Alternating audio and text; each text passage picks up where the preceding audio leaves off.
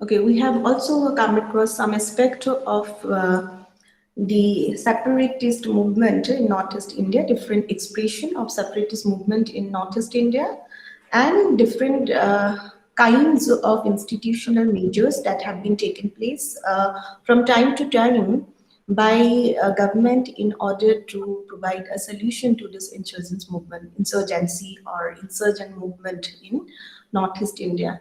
And in one offline lectures, which I have shared with you, I have shared one offline lecture also. I can remember in that lecture I have discussed about some of the strategies to counter the insurgencies. Those strategies are part of government effort to counter insurgency, and these are some of the strategies to bring the peaceful settlement of dispute, which is also an important part of the insurgency movement. Hence, I'd highlight some of the points, not that chronologically, one after another, but you see that when you talk about this process in the Northeast, you see Northeast comprising this 8 state, right? Uh, and each state, right from this Nagaland, Mizoram, Manipur, Meghalaya, Tripura, has Arunachal Pradesh has got a separate history, and this history is also characterized by that deep sense of marginalization, and that marginalization is perceived, and this is what we say perceived marginalizations, and most of the time it is also characterized by in-group and out-group syndrome. And also there is a minority consciousness which has deepened the perceived marginalization of the existing communities in a greater Islam, uh, and also fueled their succession from this Assam and the existing developmental process, which is also quite discriminatory in nature, which also lead those to demand for separate, you see, separate state. We actually see a kind of this is basically called this heightened self-awareness, so or a narcissistic self-awareness, which got reflected in their sense of restoration of language, restoration of culture, and restoration of their own, you see, ethnic script. And also you see this preservation of monuments, relics, and preservation of the customary laws, and you see there are also separate demand for the preservation of the nomenclature. So in case of different movement that came across at different period of time, are characterized by this extreme sense of, you see, self narcissism. This is called narcissism and narcissistic self awareness, and that has led to the formation of separate state. If you look at different uh,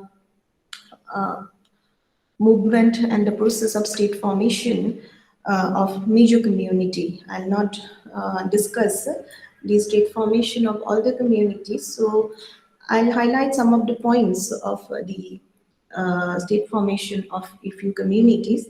So like major communities, one, all of you know about Mizo subnational sentiment, and you might know about this MFN, Mizo National Front, that is one of the insurgent outfit that actually culminated after the famous, you see, Mortem famine, you know. And we see 1956, actually what happened during 1956.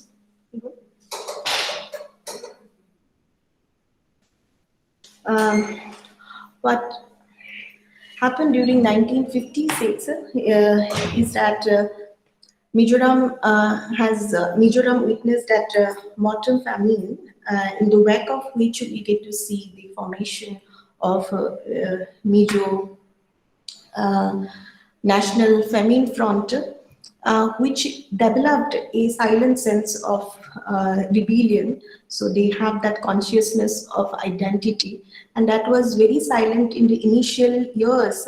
And they targeted the government because of inadequate relief, as well as inadequate steps, measures that government has taken towards the victim of that famine. That famine was caused by that explosion of rape population in the Mizoram. And they targeted this government, and they also Mizo National Famine Front, which later on named as Mizo National Front, and they also took part in the assembly election of Assam Legislative Assembly and Assam Legislature. And you see that uh, by 1966, from 56 to 66, there is a silent consciousness on their part, silent identity consciousness on the part of Mijos, and that consciousness is spearheaded by Mizo National Front, and which was earlier known as Mizo National Famine Front.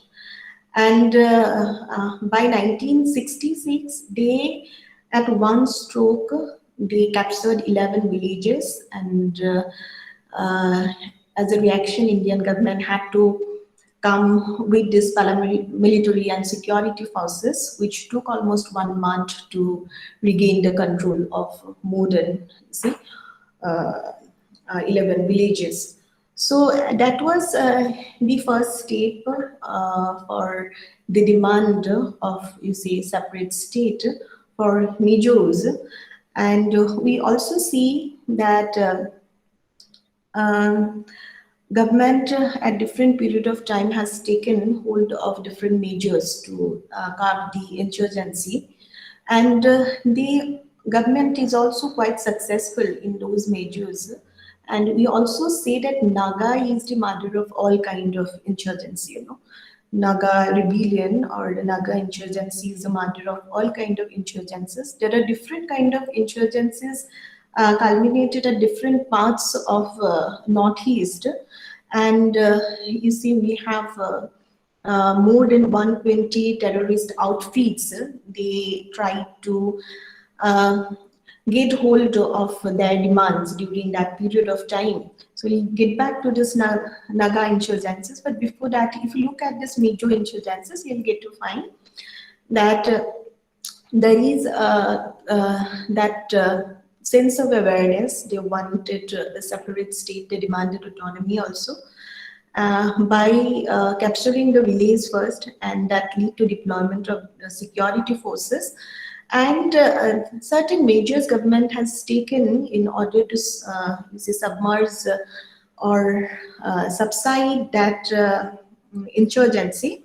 And a part of those states where you see government implemented village regrouping. So this is one of the exercise government came up in order to reorganize the villages, so that villagers and the village who usually have of supply to the, you see, or supply of input or supply of all the output to the insurgencies.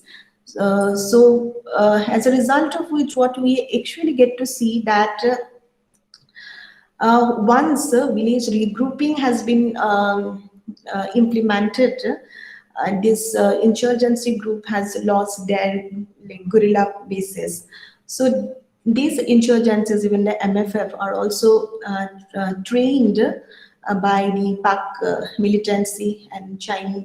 Even they got help from China also in terms of training, guerrilla training and all. And they made some hideouts in the hill part, and so Indian government, how actually they uh, try to bring the normalcy in these rebel prone areas is that village regrouping. And most of the villagers are also brought along the national highway so that it could easily get into the control of national army. It could easily get under the control of national army. And what happened is that after this regrouping of villages, there are also some severe consequences which we often we often ignore. And at that point of time, also central government ignored the consequences of regrouping, because that actually lead to the loss of right, loss of freedom of the movement, loss of livelihood right of the villagers, and also there is extreme human rights violations which also rendered out of this regrouping of the villagers. Most of the villages are also burned down. That also made villagers to recruit themselves or join this MFN that period of time. So there were insurgency and counterinsurgency methods that we get to find in the Mizo insurgency period. And there are, you see, if you look at the Mizo insurgency, it is actually divided in certain period. Like this started from, you see, it was 1956 to 1966. Then also we have a period of very, you see, very peak and intensity of that insurgency, and gradually you see that there is a period of declining of that insurgency. And later we have another period when we get to see the settlement has been taken care of, and a peaceful settlement process and agreement has been also initiated. So after this peaceful settlement process, we get to see actually by 1986, Mizo Accord was came into being after the assassination of Indira Gandhi, when Rajiv Gandhi took hold of this power, and during his tenure, that Mizo Accord came into being. Mizo Accord came into being by 1986, and accordingly assembly election also hold, and the electoral process has started democratically. And Mizo National Front also served for 2 consecutive 5 years full term, and that was quite significant. And also Mizo people, you see, they were obedient enough to recognize that government of NFN. At the same time, Laldenga was the leader of MFN.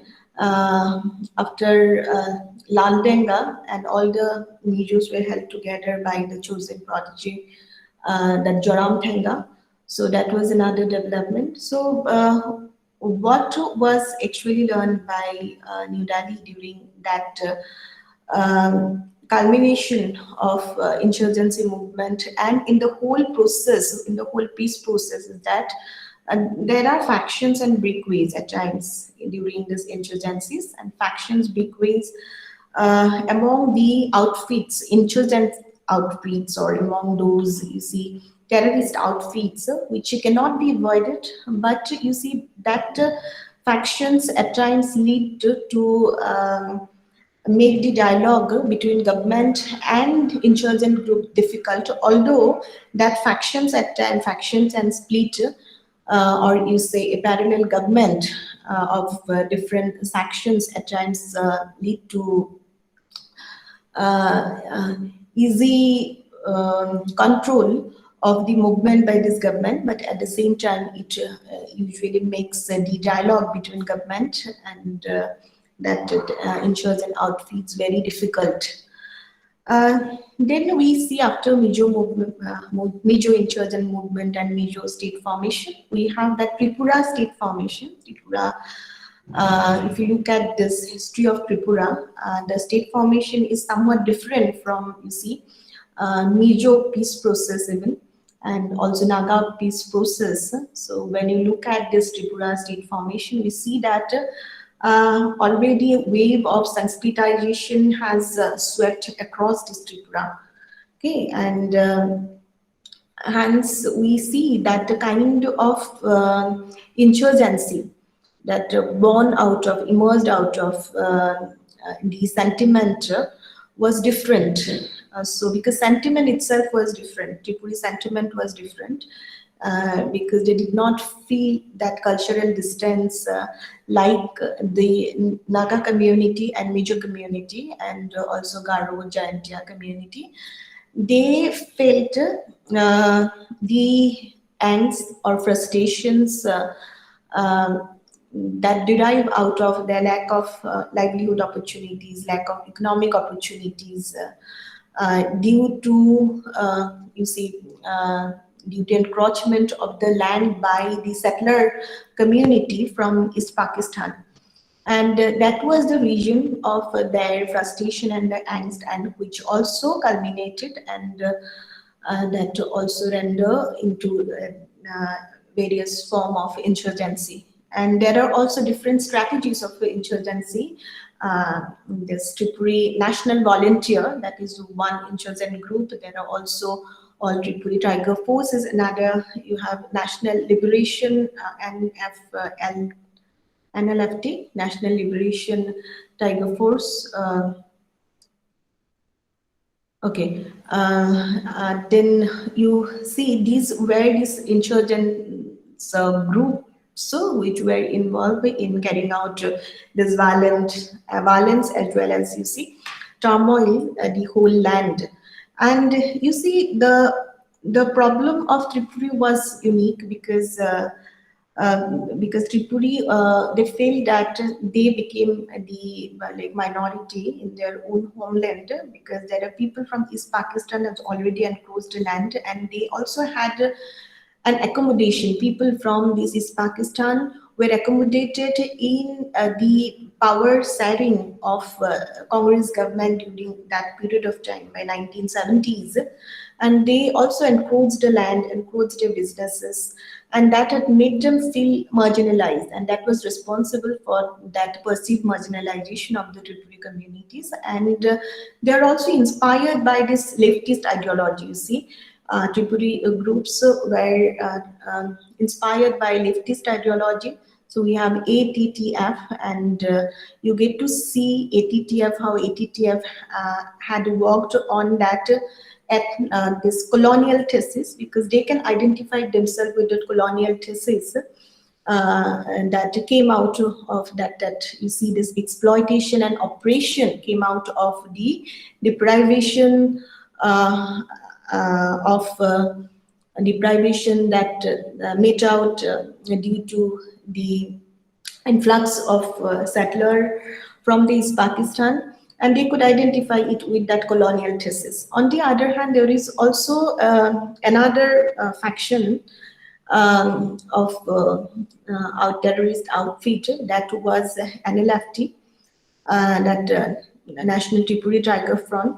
So, so that NLFT was inspired by the Christianity, because they have already seen how economy, culture, society of the Naga community and Mizo community has been inspired by uh, the Christianity, and the economy and culture of those areas were dominated by these tribes who adopted the Christianity as the religion.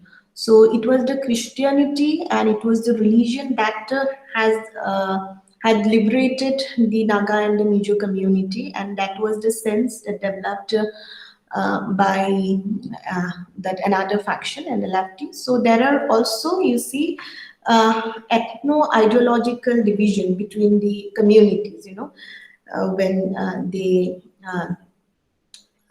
went ahead in the demand for separate state and demand for autonomy. And we see the kind of measures, which insurgency measures or strategies these terrorists have adopted, say that insurgent group had adopted, were also uh, quite, you see, horrendous. And we see that a mass abduction has been carried out, and it was such that it actually facilitated this change of the succession law of Tripura, and this uh, that insurgent group like Tripura National Volunteers (TNV), ATTF, then NLFT, they abducted those settler, especially Bengali settler businessmen and the people who have prestige, who have power and privilege and money, in order to terrorize them, and so that they could move into another place and safer place. And they were also to certain extent very successful at that. But you see how the terrified those tapes were. It's such that most of the time they ask money, they ask ransom from the Bengali communities, Bengali settler communities. Not there are settler communities, they came from East Pakistan and settled in Tripura, and they demanded money from those settler communities. And uh, at times you see they received money also, because they entered into bargain with those communities. They also went on abducting the head of the family members, in return of which they ask money, and money is also given, and dead body is money is also given, that body is not returned. And at times there is a bargain kind of thing happen around this dead body also. You see, they ask money, and the person is already died during this captivity. So you see that actually happened, that lead to, like, human rights violations, and also it lead to change of the succession law, because there are many cases unreported, went unreported about this abduction.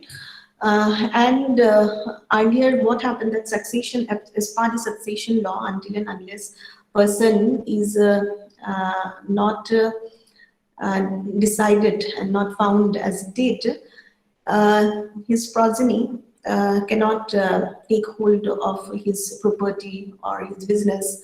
And most of the time, when person is abducted and kidnapped, when he is not returned, he cannot be considered as dead also. And that has created a problem for the, you see, succeeding generation of that businessman, um, because bank won't allow and won't declare a person dead unless and until his body is found. So that law of succession had to change, had to be changed, and it was changed. And accordingly, once a person is kidnapped, is declared as you see, dead, as per the new law of succession in Tripura. So that had happened. So as a part of the movement of state formations, because there is also another Tripuri group that is a, you see, there is another Tripuri group that is uh, a clean feaster. I think I forgot the exact name of this group. That is basically known as, in English, it is called clean fist, in a cleanse fist. So that group also, you see, this group demanded all these terrorist outfits, insurgent outfits, demanded the restoration of Tripuri language, and that is Kokborok. Kokborok is the Tripuri language, and demanded the restoration of that language. And they also demanded their land rights, because land has been alienated and crossed by the settler community. And also they demand the preservation of the culture.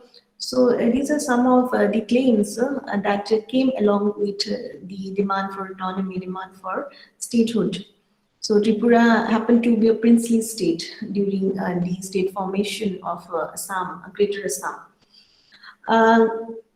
Then we see we had also um, uh, a peace process or a kind of, you see, uh, different insurgent outfits, how they evolve over time and also contributed in the state formations in terms of, you see, Nagaland. So it has a history of 40 years long history, you know. So all of you might know about the 40 years long Nagaland. 40 now, it is a 60 years long history of uh, insurgency. And so Naga people were freedom lover. So we need to acknowledge that, and that was even articulated during um, their submission to Simon Commission during the submission of memorandum to the Simon Commission in 1929, and then their you say refusal to accept the demand, refusal to accept the demand of, you see, this demand of cabinet mission in 1946, the demand for a crown colony and demand for that was a regrouping of villages. So their refusal to become a crown colony, Naga's refusal to become a crown colony during 1946, Naga's refusal to become uh, a part of this village regrouping also expressed their sense of freedom, because they are the freedom lover. And during the visit of Simon Commission in 1929, Naga people have submitted a memorandum where they mention that they want peace, and they simply demanded to leave us, leave our land and leave us. So that also reflected their sense of autonomy. And we see these the Britishers who helped this Naga community to modernize themselves, because Britishers, this colonies, that colonial power had monetized the economy. So earlier we actually they were known for clan war fair, as well as known for head hunting, and those customs have had been eliminated after the advent of colonialism, and it is monetized as economy. At the same time, there is also spread of Christianity that had created a kind of self-esteem among Naga community. So with the spread of Christianity, spread of education, had given them the sense of self-esteem and self-pride, and that they could demand for a separate state for themselves. They could demand autonomy for themselves. And they could also coming out of that, you say, traditional power structures which had a clan loyalty. It is still there, the clan loyalty and clan warfare, it's still there. Even if you look at the formation of the earlier outfit and insurgent group, like we had that and that Naga National Council. And also NSCN, National Council of Nagaland, National Social Council of Nagaland. So you get to see this kind of traditional power structures which influence the member and this hierarchy of this hierarchical process of this organization. And if you look at the Naga insurgent group, we had to start from this Naga club. You know, it was first formed during 1918. It was formed during 1918 at the initiative of the Britishers, and it was basically representative of the educated middle class Naga community. and they actually demanded autonomy.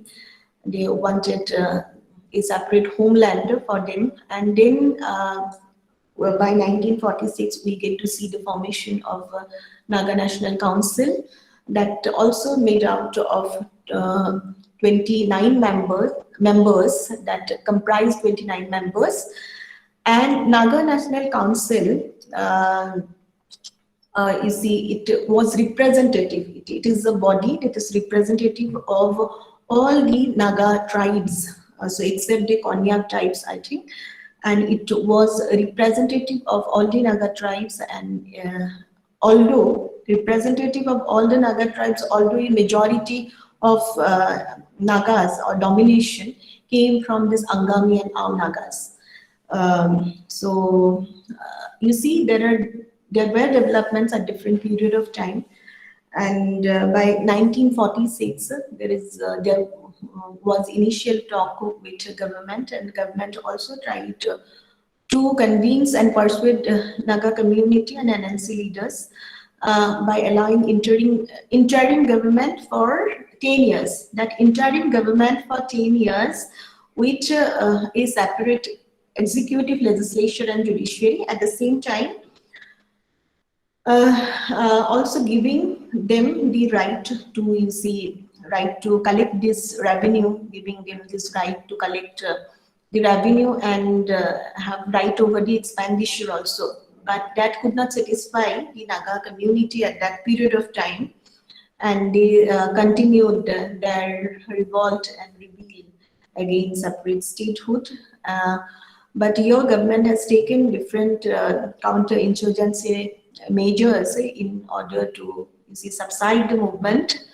And most of the time we get to see government utilize the factions. And in Naga movement, we actually get to see this practicidal tendencies too much prevalent. Practicidal tendency, there are too many factions, and most of the time one faction is accused of other factions of having, you say, having a backing from government, having support from this government. And that actually happened when you see this formation of NSCN that came in third phase, I guess, 1987. So formation of NHN, we get to see, had also had two factions. With the formation of NHN, it has got two factions. Kaplang faction is there, and we also have Ajak Mubia factions. And Kaplang faction got the backing from this government, and Ajak Mubia factions at the same time. You see, it was the hardliners, and at times they did not want to compromise for their demand for a separate state, but Kaplang faction helped government to, you say, intercept and make the guerrilla outfits and the guerrilla hub of, you say, NSCN Ajak Mobia faction. So that was another, you say, characteristics of Naga insurgency movement. Just like we had some kind of, you see, categorization and division of Mizo national movement or insurgency movement in the Mizoram, we also can divide the Naga insurgency movement in certain phases. That is a culmination of that movement, and when that movement got the support and help from Pak insurgency in the first period, and then in the second phase we get to see the formation of the NNC, and also, you see, split and factions also developed, and then we see the formation of National Socialist Council of Nagaland, which also gave a new lease of life to this movement. And then in the last phase we get to see the process of peace formation or peace process was started, and at the same time we also see how this insurgent outfit had made their way to the negotiation table by 1996.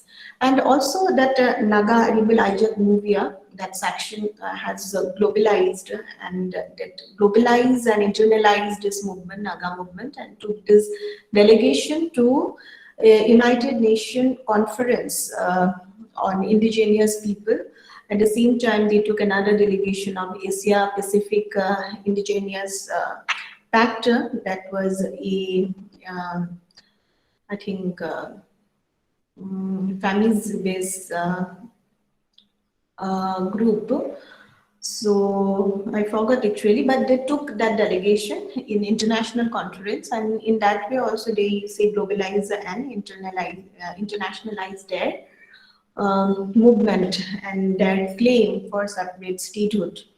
Um, and at times you see this government was successful in mitigating this movement in also uh,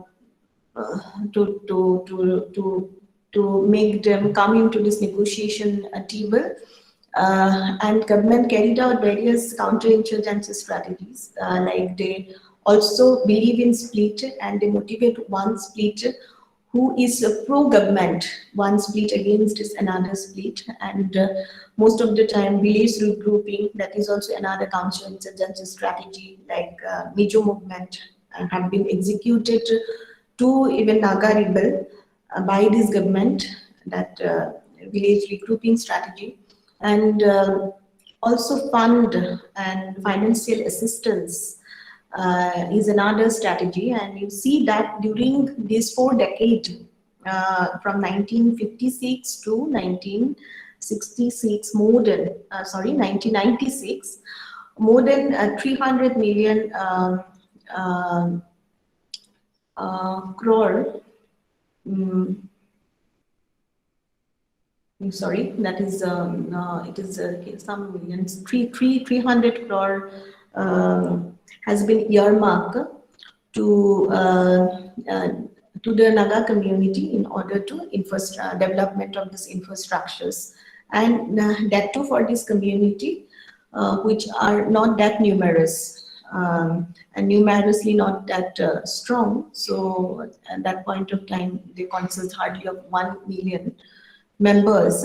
But during these 40 years, they got huge financial assistance from the government, because that was the strategy of the government to you see, subside this movement and to also gain this loyalty of the pro-government faction.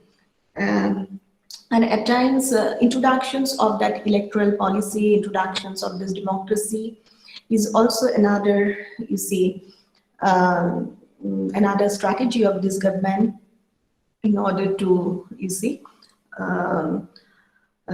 in order to mitigate mitigate insurgency and to provide a solution to insurgency. And that's how we get to see that peace process has culminated. There are some accord also. I'm not going to discuss those accord. There are 16-point accord. Then the Shillong Accord is there, that came up in 1975. That was quite important. Those accords were also important. I'll share some PDF file with you, so where you will get details about those accord. Okay, and then we look at this Assam. Regarding Assam, I'll not go that detail. So I'll simply discuss about a few incidents. All of you who are from outside Assam, you know about Ulfa sentiment. That United Liberation Front of Assam, that is, that is a terrorist outfit, banned terrorist outfit, and created a lot of turmoil in Assam. But inception of Assam, I'm sorry, inception of Ulfa can be originated during this, or it is originated during the anti-immigrant movement that actually started in 1979, and later on they got that stronghold over this insurgency movement in Assam. and they first dealt with the question of Assam Basi. Assam Basi means dweller of Assam. And later they developed that parochial and narrow sentiment of Homia. First, their fight were for Assam Baki, the dweller of Assam, that was not for Homia, not for Assamese. And later on, we see the movement has also changed its uh, pattern, style. They started developing the verse cyst, that we first started developing a verse cyst by you say extortion, and also by abducting, by even kidnapping the business communities, and who are basically the non-Assamese communities. So they also killed this. They killed many, you see, many politicians. They killed many businessmen, and even many Assamese and non-Assamese during that period of time. And we see that when we are talking about Ulfa rebellion in Assam, we also need to look at some of the developments, like the sense of discriminations and deprivations that has culminated this movement for insurgency. And you see that the sense of deprivation, sense of discrimination culminated due to the attitude of center towards Assam. As you see that Assam was not given due benefit for the plywood which is being sent to outside, not given due benefit from the tea industries, not given that benefit from the oil that usually produced by Assamese that oil companies. So that was one reason. As you could see, that Assam only got 42 royalties for every 1 metric ton of crude oil, whereas central government has collected more than, you say, thrice, or you say 4 times higher charge on it. At the same time, regarding the sales tax which came along with this crude oil, was only 54. Assam got the share only 54 of sales tax, so whereas central government collected more than 91, more than rupees 991 and sales tax, up to 991 sales tax on those, you see, on the crude oil. And plywood is one industry, plywood industry. It has also brought huge output, and you see there is again the discriminatory treatment. As we see, the sales tax that we receive is only 200 or 300, whereas like, you know, central government has collected more than like 200, 300, 800 million from it. So so that was the region basically of the feeling of deprivations, and lackadaisical attitude of the central government is the one reason for dispersive marginalizations, and that has culminated into this rebellion. And during this tenure of Gopinath Bordoloi, we actually see that Gopinath Bordoloi happened to be the first minister of Assam, and we see there is a proposal regarding the construction of oil company in Barauni, and construction of ONGC in Barauni, and construction of a pipeline from Barauni to Assam in order to get the oil, crude oil transport to Barauni and then transport it back to Assam. And that also led to an hesitation among the intelligentsia in Assam. Even the then second Chief Minister Vishnuram Medi also, they said that that you see that construction of pipeline was not fit, taking to the security concerns at Assam was very proximate to China and Pakistan. Even rail network and road network is also not that fit and appropriate at that point of time, even from developmental angle, because of Assam's proximity to China and Pakistan. So somehow there were see hesitations and different kind of protest. And if you look at this typology of protest, we also see that pigeon class and middle class of Assam during that point of time exhausted all kinds of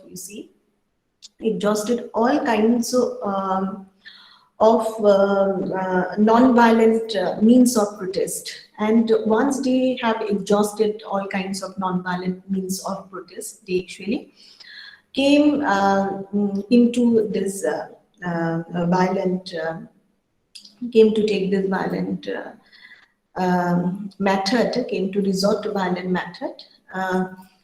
And that's how we actually see has strengthened the terrorist outfit like ULFA in Assam. And ULFA developed this war system out of this exhaustion and out of kidnapping and abduction of um, the non-SMS communities and who happen to be businessmen and even the politicians. And initially this member of ULFA, they engaged in this public work in the villages, and they got appreciation from the villagers also, from the community, even from Assamese media.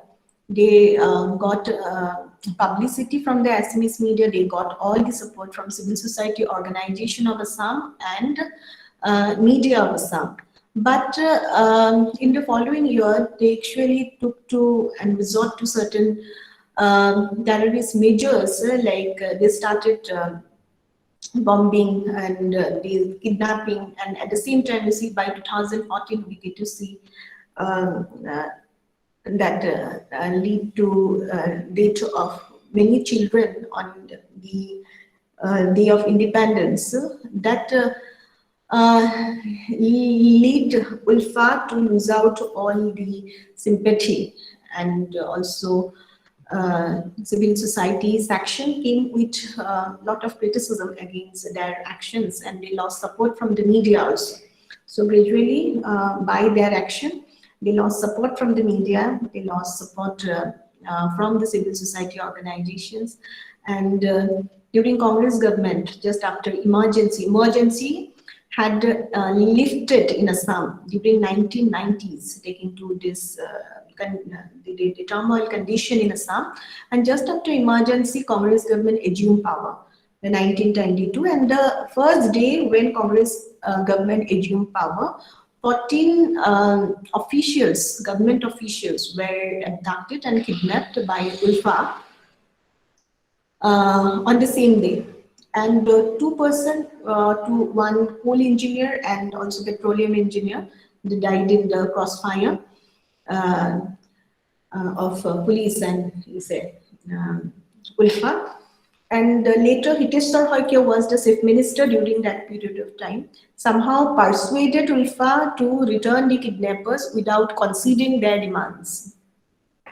And it was the Hiteshwar Hoike, because Hiteshwar Hoike was the chief minister at that point of time, and whose name will come again and again, and in mitigating this ULFA rebellion. And he's a very wily person. At the same time, he resorted to a kind of vengeance against ULFA, taking to the kidnapping case. And accordingly, he also persuaded them to surrender. And the surrendered section of the insurgent from Sulfa. Okay, they formed the Sulfa, and they got all the support from the government. They got all the support regarding the intelligence support, military support, even security support, and they help government to hunt down the Ulfa who were keeping themselves in different hideouts in different area. Even they also to uh, resorted to various campaign in Bhutan to find and intercept and nab that Ulfa outfit. And this Alpha got, you say they got financial assistance from some secret funding, and they are also allowed to have various lucrative business across across the northeast, from which they can benefit themselves, and in a year they emerged out to be a billionaire in a sum. So that was the strategy again. So creating a split and using one one faction, creating a split and factions, and using one faction against another faction. And that was the strategy of this government, countermeasure, different kind of countermeasures. And so there are many incidents, so that we will discuss later regarding this development. Apart from it, we also have that Boro movement. So we'll not go that detail about this Boro movement in today's class. So you actually see what we have actually come across today is that there are riots, agitations, and there are terrorist activities and insurgencies in India. But there is a difference. So in one class we have discussed about agitations and movement politics, right? In this very land, and there is a difference, and difference in the communalism. There is a difference in this in the terrorism and insurgency activities, and difference can be found in terms of, you see, this degree of violence and method in executing that violence, in terms of the cohesion. You see the sense of cohesion, the political cohesion of the group who are carrying out that riots, and who are carrying out this insurgency, who are involved in insurgency and terrorist activities. And also we get to see there is also difference in terms of the flare-up, in terms of leadership, and in terms of the aftermath event once this rebellion and insurgency, as well as in the riots die down, and the consequences of these revolt, riots, and insurgency. So there are differences, and you can see that degree of violence also different, and we see that insurgency is usually carried out with the trained personnel, whereas riot is carried out by untrained personnel. Right. At the same time, we also see that this cohesion among the rioters that came from that sense of social deprivations, that you see that exploitation, sense of exploitation, social deprivation, and also from a kind of you see discrimination, and the cohesion which we get to see among the agitators. So there are different kind of agitations also carried out. As one class we have discussed about the types and methods of agitations, like you have demonstration is there, different form of demonstration, passive resistance, civil disobedience. So there also what we get to see is a kind of rationalization of interest. And in terrorism, that degree of cohesion comes from the relationship between these leaders and activists. And activists are there for one particular case, cause, and that cause came from the deprivations, came from these the exploitations came from that extreme sense of narcissism, came from that parochialism, and came from that extreme narcissistic self-awareness.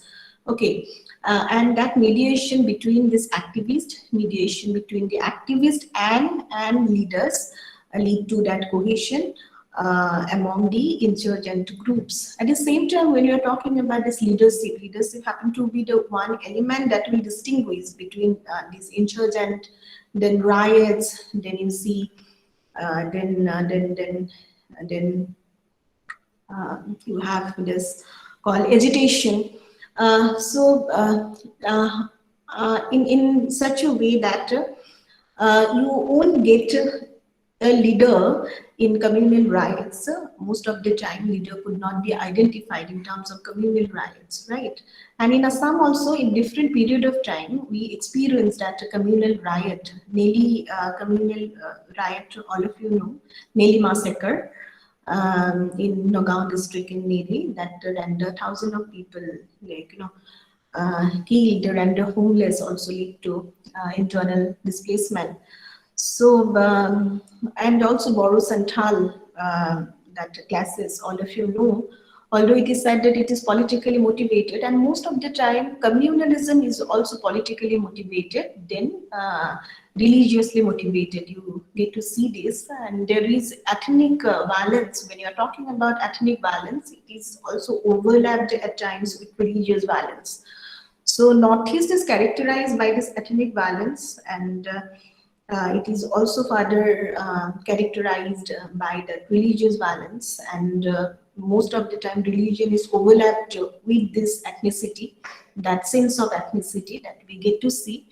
And we see this kind of communalism is culminated because of a group of politicians who try to maintain a public image for themselves, try to create a kind of, you see, a perception for themselves that they are this champion of a particular cause, they are the champion of their community, by creating feuds and turmoil among the communities. And in North India, we get to see much more communal riots. The incident of communal riots is more than you see in southern part of India. And here also, when you're talking about this ethnic movement, you have to see there are movement like Jailong movement is there. Jailong movement, a movement by Sankhasi. These are kind of movement for preservation of the religions, preservation of culture.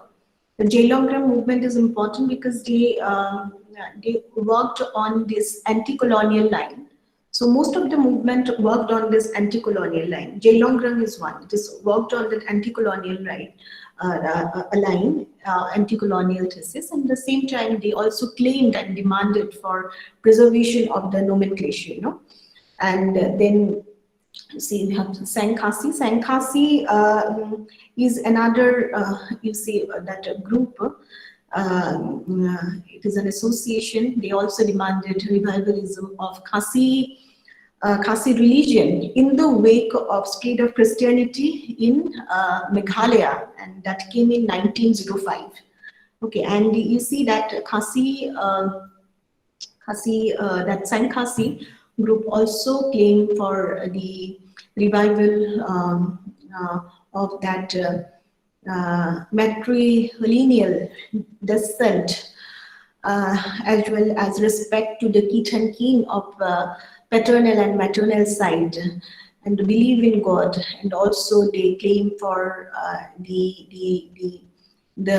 humanity, the importance humanity and service to humanity in order to reach to God. So that's how you see certain movements have to work on preservation of culture, preservation of the religions, and not necessarily these are in line with communalism. But you see, when you're talking about this leadership phenomenon, that's what differentiates between this communalism, insurgency, and riot and agitation. In agitation also you get to find a leader at times. And in terrorism, leadership is much because it is who command over the whole insurgent outfit, and it is always leader driven. But communal right in communal riots and in some hesitation also, you won't able to find any leader, and no leader will even control the movement. No leader will get to you contain this movement. See, and the flare up is also very different at times. That also you see this um, uh, in insurgency. We get to see the that group is always targeted, that insurgent group targeted to change the political regime, to change the political structure. But here in you see communal riots and other kind of violence, which often and riot taken place, you get to see it. It targets the community itself, the society. They want to change the social order, so want to change the community order in this community. But insurgents is regime driven. They want to change the regime, want to change this political authority, want to change this structure, whole structures. Because of whose humbug policies, there is deprivation in the societies, there is exploitation in the societies. So that we get to see, and the consequences in this aftermath, the movement, and you see insurgency movement, with insurgency movement, violence and the riot. You see the period of hostility continues even in certain cases, but in communalism, uh, that revenge continues, that revenge attitude among the communities continued. In hesitations, once there is a settlement, that revenge and events will always go.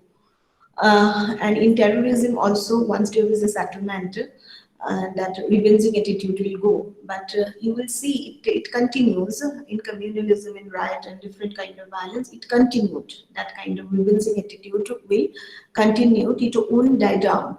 And at times we also see that in terrorism, while during that process they targeted these members of the security forces and the government service.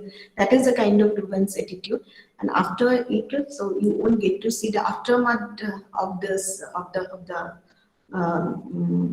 the peace process, aftermath this revolt or rebellion. So that also makes a difference between difference among the terrorism, insurgency, and then balance other form of violence like riot, right, like communalism and hesitation.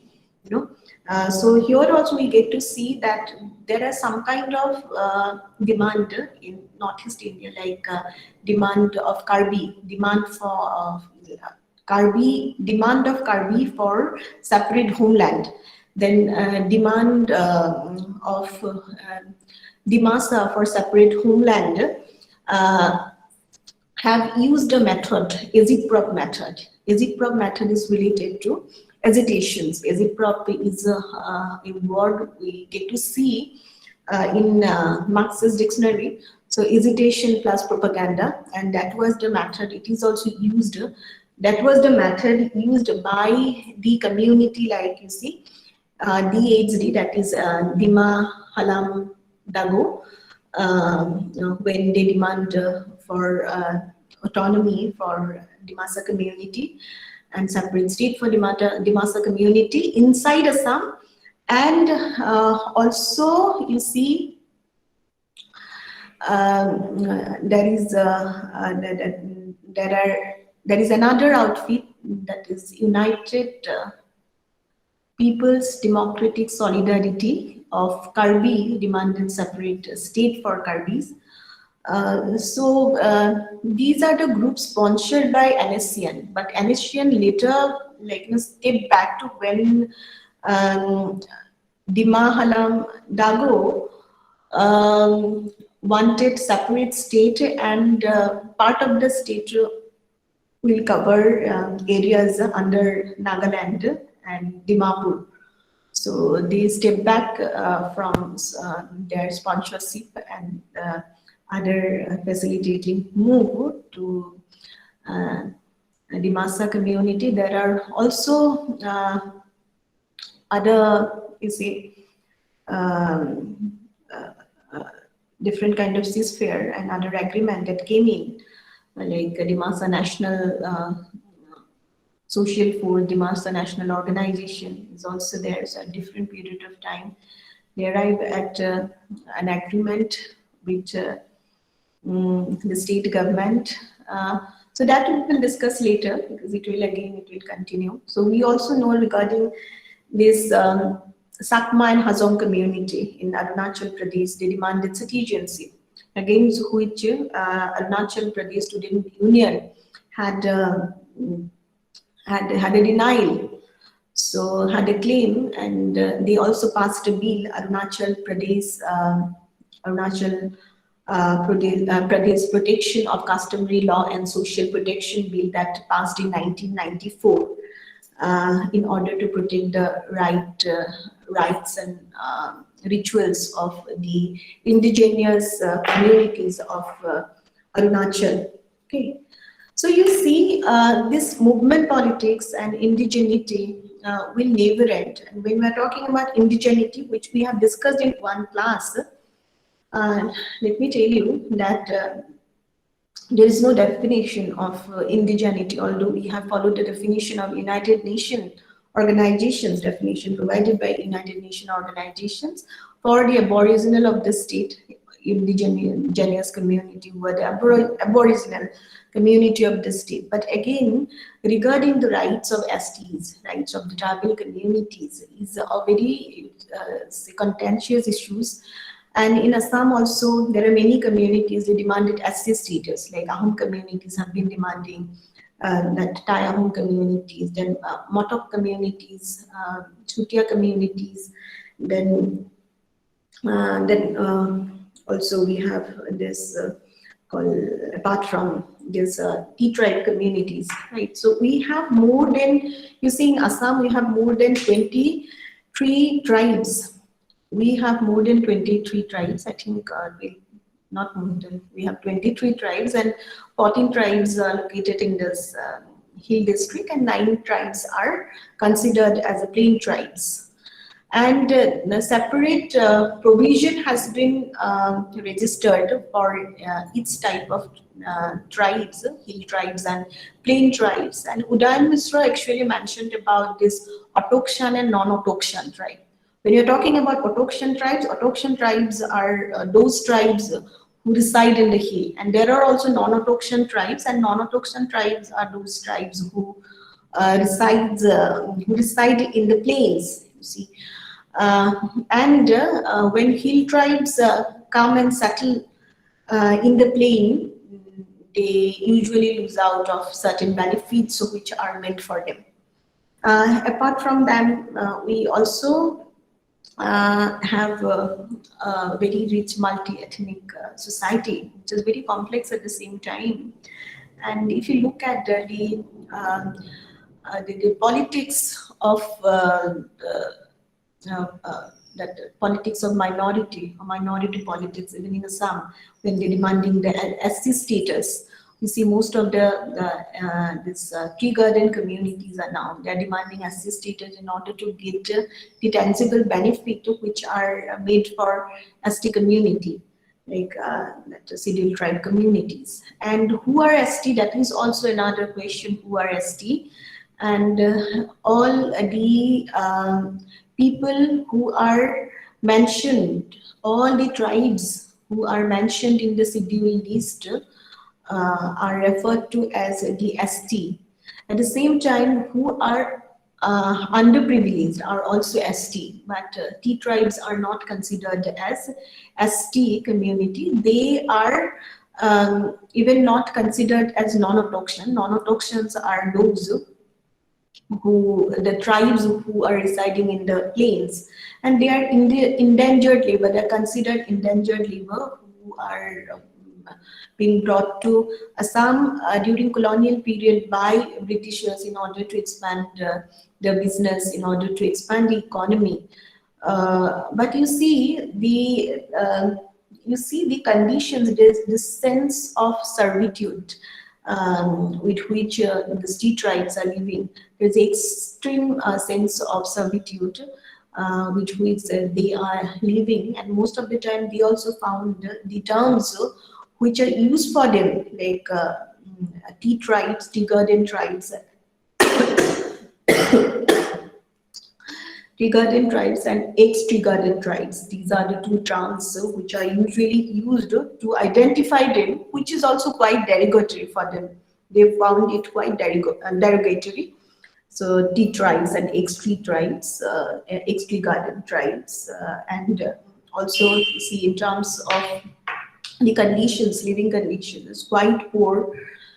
There is also a general apathy on the part of Assamese um, in order to making them a part of socio-economic development, and also reluctance on the part of the tribe in order to bring themselves up in the leader of socio-economic development. Apart from that, what we actually see is that there is a scarcity of health provisions, educational provisions, sanitation, and there is lack of toilet facilities in the tea garden. There is no free movement of tea tribes, right? And there is no proper provision of education also. There is no housing facilities, proper housing facilities. And there is no proper working conditions. Working condition is quite abusive, and they are also paid bigger amount of salary. So it's very bothersome. 350, it has increased to 350, 360 by now, I guess, per day. But this is not for all. Like for Faltu workers, for temporary workers, they are called Faltu workers. So there is a discrepancy in this salary. So you say they are also demanding ST status, and that is also a part of identity politics. When we're talking about these state formations and different type of ethnic consciousness, that is also separate ethnic consciousness, and this ethnic consciousness and this identity consciousness, and you may say this is an identity crisis among the tea tribes from these deprivations, that came from the exploitations of these mainstream Assamese and also business people and also politicians. And there is also non-implementation, and this sense of deprivation also came from the non-implementation of you see various provisions of the existing legislations. There are some legislations also. So like you have this legislation called plantation workers legislation, and I forgot the year. I think that was passed in 1951, plantation workers legislation. And then also you have workmen's compensation amendment act that came in 1929 before independence. And then we have another legislations for the tea tribe, that is all tea tribe welfare fund, I guess, that came in 1953. I need to find that out. So these are the legislations which are there to provide them equal opportunity in the development process, but these legislations are not properly executed. The provision of the legislations are not properly executed.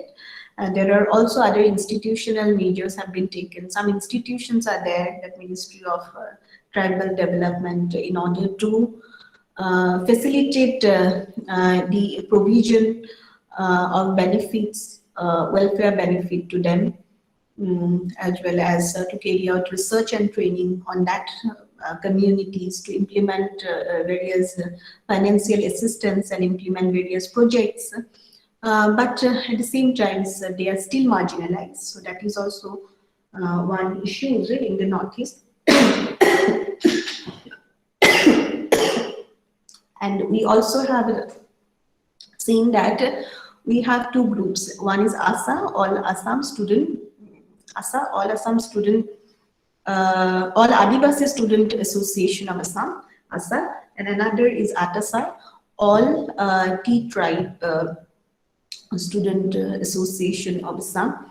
So ATASA is there, and also ASA is there, and they are trying to claim for SC status, as their relatives in Jharkhand has already got the SC status, So they have been trying for SC status in Assam. And this tree gardeners where the community originated from, this Munta, then Orang, then Santal. So they came from Bihar, Andhra Pradesh, Madhya Pradesh, West Bengal, so and settled here in Assam during colonial period. So their rights has to be taken care of. Right. So this is all for today. So we have what we have discussed in summarize, because I have discussed too many things, but yet to discuss about this state formation of Manipur and but Meghalaya, that I'll discuss in the next class. We have discussed about the identity issues of tribal community, so three tribe communities, and also some of the aspect related to peace process today. So this is all for today. Now what you need to do is to tell me a date and schedule a date for your exam, second term exam for this paper, so that you will decide unanimously, and it's better if you let me know the date as soon as possible. Okay, accordingly I will. Ma'am, would you prefer the exam to be held on days when you have your classes, or like we can give it on any other day as well? It's better if it is scheduled on the day when I have my class. Okay, ma'am. Okay, that So works. Monday can be Monday can be a preferable day for me. So if you think that it is convenient for you all, as I have already distributed this material, and it will be an online test of 20 marks. So I don't think that it will be that difficult for you to study. Yes, ma'am. We were just deciding on that thing. Like it would be easy for you if we can give the exam on your preferable dates, Okay, as in like when you have classes with us. So yeah. right. Yeah. Ma'am, also regarding my assignment, I just have a quick update. I'll probably just talk to you on your WhatsApp Yeah. in the evening, maybe, if that's fine with you. Okay, that will be fine. Okay, ma'am. Thank you. Yeah. Okay then, we can disperse now. Is there any query? No, ma'am. No, na? Okay then. Okay. Thank you, ma'am. Yeah. Thank you, ma'am. Thank you, ma'am.